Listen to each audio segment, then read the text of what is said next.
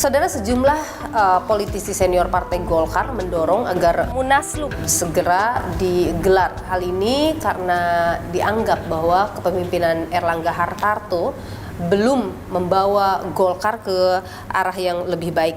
Apa yang kemudian diinginkan oleh para politisi Partai Golkar? Kita perbincangkan hal ini bersama dengan saya sudah hadir Yoris Rawiyai, politisi senior Golkar atau anggota DPD RI 2019-2024 yang juga adalah Ketua Korbit Polhukam DPP Partai Golkar 2016 hingga 2017. Ya. Pak Yoris, terima kasih sudah bersama Niluh. Sehat selalu Pak Yoris. Saya dapat info Pak Yoris sempat bertemu dengan Pak Luhut Binsar Panjaitan. Apa yang jadi pembahasan? Saya yang bertanya sama beliau kan. Saya bilang, Bang, rame disebut bahwa Abang ingin maju ke situ kan, sebagai ketua umum. Beliau sampaikan kepada saya secara eksplisit, dengan kesibukan saya yang sekarang ini, untuk apa saya harus memimpin Golkar? Terus saya tanya, kalau seandainya ada permintaan, desakan terhadap itu, Abang kira-kira mau nggak? Untuk membenahi Golkar menuju itu, saya siap. Kalau memang dibutuhkan untuk menyelesaikan. Disetujui oleh semua? Ya, pasti. Yang mendorong Anda ingin bertemu dengan Pak Luhut untuk berbicara soal itu, keinginan sendiri atau ada pesan-pesan yang Anda bawa dari mungkin politisi Golkar lainnya, politisi sebetulnya senior? Enggak juga. Jadi begini, kita kan mendiskusikan kondisi Golkar saat ini dan ke depan. Dalam diskusi-diskusi wacana itu, akhirnya ada wacana bahwa tidak bisa lagi kita pertahankan Erlangga. Artinya ada diskusi Anda juga dengan politisi Golkar lain? Internal dong, pasti banyak. Kita di situ kan tiap hari berbicara tentang itu kan. Ini kan susah kita pungkiri bahwa ini ada satu fakta-fakta hasil survei, prediksi-prediksi dari semua kalangan bahwa kita akan mengalami penurunan di 2024. Kenapa? Dia bilang. Ini kan kita lihat sekarang kan beliau di elektabilitas secara pribadi untuk capres itu kan 0,2%. Iya. Golkar sendiri memiliki aset di parlemen itu ada 85 kursi. Kan tidak berbanding lurus kan. Kita mesti pahami bahwa Golkar dalam setiap event politik itu kan selalu berada di papan atas untuk diperbincangkan. Apakah itu calon presiden, wakil presiden, dan berkoalisi di mana saja. Kita harapkan pada saat itu Erlangga dia tampil di situ sebagai sosok muda, ya kan, punya wawasan dan harapan kita untuk bisa mengantar Golkar menuju 2024 sebagai calon dari Golkar. Nah, dalam proses ini kita melihat bahwa tidak sesuai dengan ekspektasi. Apalagi isu terakhir ini tersangkut masalah hukum. Ini yang menjadi keprihatinan, di mana proses-proses politik ini kan tinggal 6 bulan, Bro. Sisa nah 6 sekarang bulan lagi. Apakah dalam kondisi ini Golkar mampu nggak konsolidasi?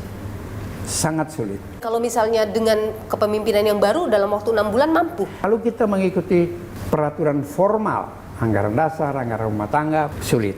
Tetapi bagaimana melakukan terobosan? Nah, terobosan-terobosan itu bisa dilakukan dengan mengkonsolidasikan diri di atas. Dan itu bisa dilakukan oleh Luhut Binsar Panjaitan?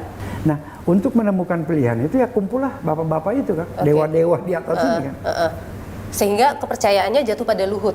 Tidak Luhut juga, artinya ada banyak. Siapa selain Luhut? Kan sekarang ada Bahlil, kemudian ada Bamsud. Siapa yang paling mumpuni untuk membawa perubahan Golkar dalam waktu 6 bulan? Saya pikir Pak Luhut. Cuma apa yang dimiliki oleh Pak Luhut tidak dimiliki oleh Erlangga? Kita lihat di pemerintahan Jokowi selama ini kan, beliau diberikan banyak kepercayaan dan punya akses di mana-mana. Beliau mampu untuk bisa berkomunikasi ke atas. Ke tokoh-tokoh di atas kan. Umpamanya setelah beliau ditunjuk jadi pejabat atau jadi ketua umum nanti dalam proses ini, maka beliau bisa menunjuk satu orang sebagai ketua harian. Dan itu mungkin ada di Pak Bambang. Kalau menurut saya. Jadi gambarannya mungkin Pak Luhut ketua umumnya, Pak Bamsud yang jadi ketua hariannya. Ketua harian bisa, kemudian Pak Bahlil bisa di sekjen, bisa di bendahara. Sekarang Erlangga sudah mengambil langkah ya, kemarin sudah bertemu dengan Puan Maharani. Kemungkinan mungkin saya tidak tahu ya bagaimana Erlangga, tapi kemungkinan merapat begitu dengan berkoalisi dengan PDIP. Apakah itu tidak cukup menenangkan kader internal Golkar? Ini kan agak menyejukkan kan. Ini saya pikir agak menurunkan tensi di internal Golkar tentang dorongan bahwa ada perubahan, ada pergantian. Nah, kita lihat saja mekanisme hukum yang sedang berjalan. Yang mendesak untuk terjadi perubahan karena kasus hukum kan. Oke. Kalau tidak ada proses hukum ini, tidak akan ada gejolak begini kan. Kalau dianggap begini, gonjang-ganjing yang terjadi di dalam Partai Golkar yang sampai keluar ke publik, begitu ramai di publik, itu dianggap sebagai ketidakdewasaan berpolitik. Padahal Partai Golkar adalah partai yang kita tahu sangat mengakar dan partai yang semua orang tahu Partai Beringin ini. Bagaimana Anda melihat itu? Enggak. Gonjang-ganjing ini bagi Golkar itu sudah biasa. Itu menunjukkan kedewasaan. Berapa sih sebetulnya kekuatan Golkar di Republik sekarang ini di parlemen? Anda jangan lihat Golkar ANSI sekarang kan. Pertama Golkar pecah itu dengan Gerindra. Lahir Gerindra, Prabowo mundur. Ya kan. Kemudian Nasdem. Jadi hasil Nasdem, hasil Gerindra, itulah hasil Golkar sama Golkar. Visi dalam rangka membangun bangsa masih tetap sama. Apalagi ramainya Golkar belakangan kemudian melibatkan kekerasan terhadap pers misalnya, itu kan menjadi sesuatu hal yang dipertanyakan oleh publik, kenapa bisa sampai seperti ini sekarang. Ini kan menunjukkan bahwa idealisme dari akar rumput di bawah ini kan masih belum sama kan. Melihat secara objektif dan menyerahkan ini ke hukum. Oke. Sekarang yang penting menurut Anda bagi Golkar adalah memilih merapat kemana ya untuk 2024 atau menguatkan tadi Anda sebutkan soal di parlemen. Mana yang penting sekarang? Dua-dua penting. Maka kita melihat. Harus melihat mana yang Golkar tidak pernah punya prinsip untuk menjadi oposisi. Siapapun yang berkoalisi dengan Golkar harus dipastikan adalah pemerintah. Ya. Baik. Itu. Terima kasih Bang Yoris Rawiyai, anggota DPD RI 2019-2024, juga politisi senior Golkar, sudah berbagi pandangan di Niluh. Terima kasih Sehat selalu banyak. Bang Yoris. Partai Golkar mengaku belum mau buru-buru untuk menentukan arah dukungan di Pilpres 2024. Hal ini kemudian menimbulkan ketidakstabilan di internal Partai Golkar sampai muncul adanya isu Munaslup begitu. Kita perbincangkan hal ini. Sebenarnya bagaimana posisi Partai Golkar dan juga dukungan atau arah politik Partai Golkar ini? Bersama dengan saya sudah hadir ada Aceh Hasan Satsili yang Ketua DPP Golkar. Terima kasih sudah bersama Niluh, Kang. Sehat selalu. Ya, sama-sama Mbak Nilo. Saya mau nanya dulu, teman-teman di Golkar ini satu suara semuanya, Airlangga tetap menjadi ketua umum sampai 2024. Kita masih solid di bawah komando ketua umum Bapak Airlangga Hartarto. Partai Golkar adalah partai yang mentaati terhadap ADART, maka pemilihan ketua umum yaitu dilaksanakan pada tahun 2024. Kalau ada yang mengatakan bahwa kepemimpinan Airlangga ini tidak membawa pengaruh positif bagi Partai Golkar, dilihat dari survei misalnya yang cenderung turun, bagaimana? Bahwa ada lembaga survei yang mengatakan bahwa Partai Golkar elektabilitasnya 6% atau 9%. Tahun 2019 yang lalu juga kita pernah 4%, tapi dalam pemilu 2019 posisi Golkar 14%. Jadi saya kira harus mendasarkan bukan pada survei, tetapi pada kondisi yang objektif, dan tentu kita sekarang sedang terus berusaha agar elektabilitas Partai Golkar menaik dengan cara menempatkan caleg-caleg yang terbaik di setiap daerah pemilihan. Karena ujung dari pemilu legislatif itu adalah seberapa jumlah kursi yang didapat. Tapi kan kalau kita bicara soal elektabilitas partai itu kan bisa mendorong tadi ya perolehan kursi di parlemen. Ketika kemudian itu rendah, itu dianggap bahwa kinerja dari ketua umum tidak maksimal. Bagaimana Kang bicara itu? Penentuan target dari setiap kebijakan, termasuk dalam konteks target kemenangan Partai Golkar, itu diputuskan secara bersama-sama. Bukan hanya oleh ketua umum. Rasanya sangat tidak etis kalau kita menyelenggarakan Munaslup di tengah situasi kita seharusnya solid. Munaslup itu yang dianggap bisa menyelamatkan Partai Golkar untuk tidak gagal di pemilu 2024. Apa jaminannya bahwa itu akan menyelamatkan? Seharusnya orang yang mendorong-dorong Munaslup bekerja dong buat partai. Oke. Bukan mendorong untuk Munaslup. Kerja, turun ke lapangan, kampanyekan Partai Golkar. Jadi menurut Anda kenapa sampai ada wacana Munaslup itu, Kang Aceh?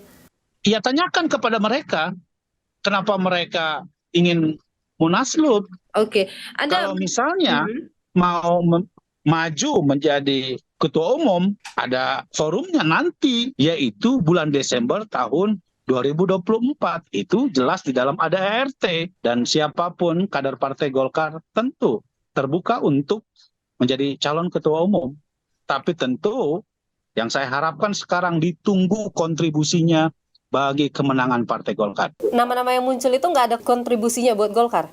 Makanya buktikan bahwa 2024 adalah momen yang tepat untuk membuktikan kemenangan Partai Golkar. Informasi yang beredar bahwa wacana Munaslup ini muncul ramai karena soal kasus hukum pada Pak Erlangga. Bagaimana Anda melihat soal itu? Sebagai warga negara yang baik dan juga sebagai pejabat publik, saya kira banyak di antara pejabat publik juga yang dipanggil sebagai saksi.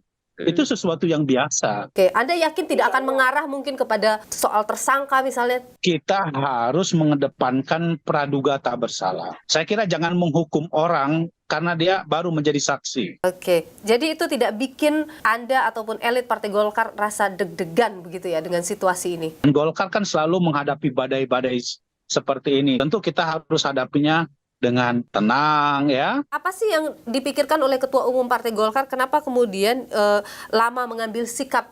Kita tahu Partai Golkar partai yang besar, tapi untuk masalah arah dukungan atau bagaimana sikap di Pilpres 2024, kenapa belum diputuskan oleh Partai Golkar? Partai Golkar sendiri kan memang mencalonkan Pak Erlangga, tapi kan nggak cukup untuk bisa mencalonkan sendiri. Membutuhkan koalisi dengan partai lain. Nah, jadi, inilah yang terus-menerus kita jajaki. Sebelumnya kan sudah ada KIB ya, Koalisi Indonesia Bersatu. Tapi toh kemudian itu tidak mengarah ke hal yang positif. P3 kita katakan dia sudah keluar ya karena sudah bergabung dengan PDIP.